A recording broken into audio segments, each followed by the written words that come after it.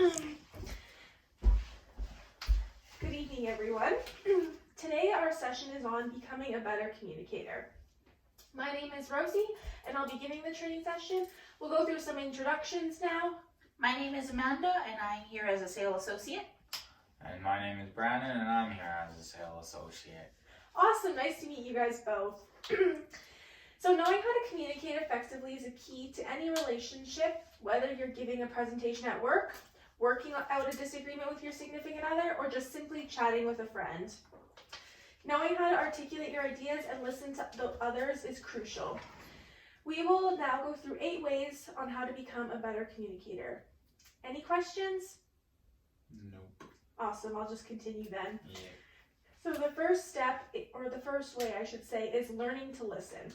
If you can't pay attention to what others are saying, there's no way you'll be able to respond effectively.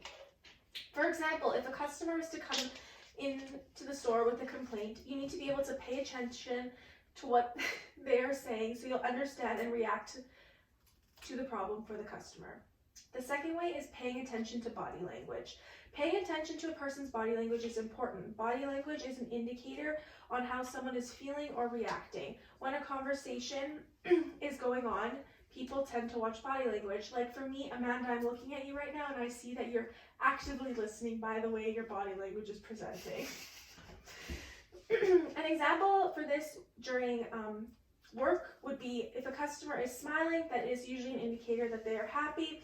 Whereas if a customer is looking down while talking or fidgeting, you can assume the customer is nervous.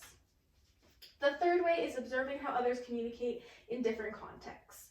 It is important to understand your audience. If you're giving a presentation at work, you can always ask your colleagues to go through a presentation with you and give you pointers, or you can simply search up on YouTube some ideas. The fourth way is don't be afraid of a bit of silence.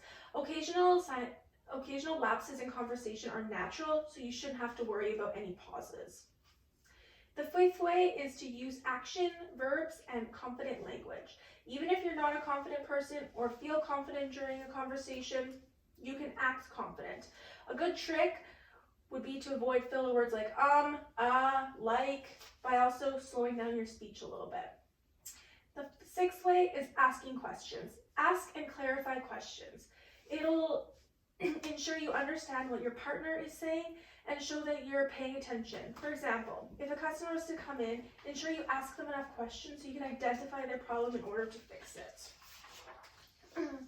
The seventh way is finding some common ground even in an argument situation.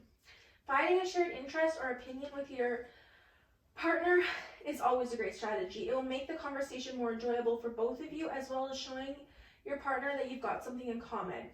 During an argument, it can be just as important. If you disagree with someone, try to find a point related that you agree with. It will show you're trying to understand their point of view. The eighth way is to relax. It is important to be self-aware during an important or stressful conversation.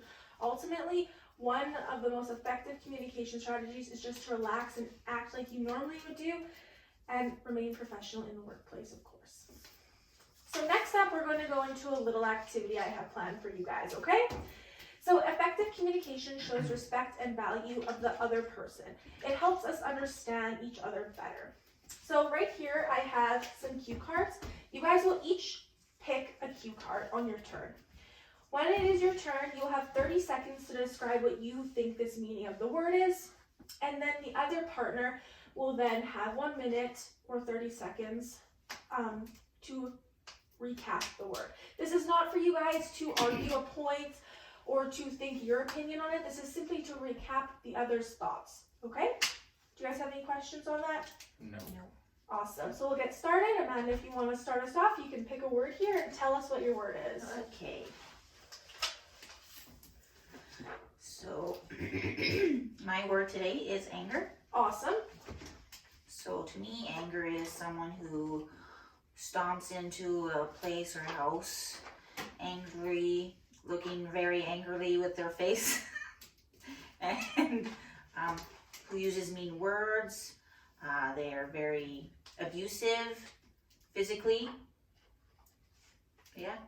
Awesome.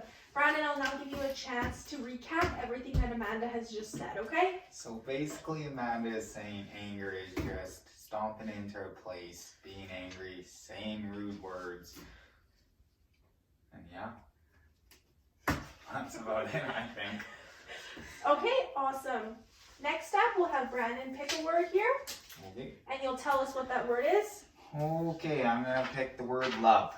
Okay, and now you can talk about Love, what I think about love is making dinner together, spending time together, being very affectionate with each other, always hanging out, always using nice words, and you just want to be with the person all the time. it. Awesome. Amanda? So Brandon said, making dinner together, spending time together, showing lots of affection, and saying nice words. Awesome. Thank you guys both for participating. Now I just have a few follow-up questions. So we'll start off with you, Amanda.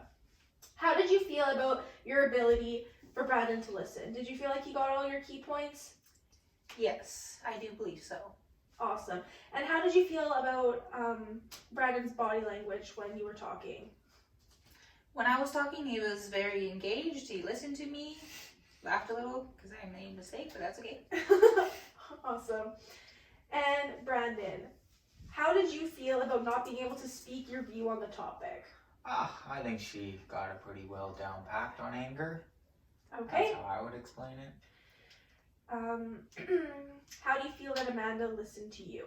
I think she listened very well. Awesome. Now I'll ask you guys a question you guys can both answer. After this activity, how can you now bring this exercise and apply it to work? In your presentation, you talked about silence, and I have a bad habit of getting very annoyed with people who pause when they are trying to talk to me. So I've learned to let that pause happen when I am talking to an employer or a customer. And yeah. Awesome. And Brandon? I would like to say I would like to be more confident at the workplace. Yeah? That's very good. And communication is key. Perfect. Thank you. Awesome. I'm really happy you guys participated in this training session with me, and I hope you guys took away some key factors. Yes, thank you very much, Rosalia.